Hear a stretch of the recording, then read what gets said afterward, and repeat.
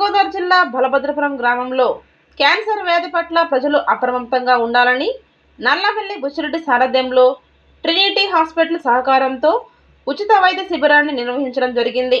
ఈ కార్యక్రమంలో గ్రామంలోని ప్రజలకు ఉచితంగా క్యాన్సర్ వైద్య పరీక్షలు చేపట్టడం జరిగిందని డాక్టర్ తోట అజయ్ తెలిపారు. ప్రజలందరూ క్యాన్సర్ వ్యాధి పట్ల అప్రమత్తంగా ఉండాలని, క్యాన్సర్ లక్షణాలు ఉంటే వెంటనే వైద్యులను సంప్రదించాలని సూచించారు. ఈ కార్యక్రమంలో మాజీ ఎంపీటీసీ సుబ్బారెడ్డి, సర్పంచ్ బొంగ రామారావు, సెక్రటరీ సంజీవరెడ్డి, మరుక్కుటి అశోక్, పలువురు నాయకులు, ప్రజలు తదితరులు పాల్గొన్నారు.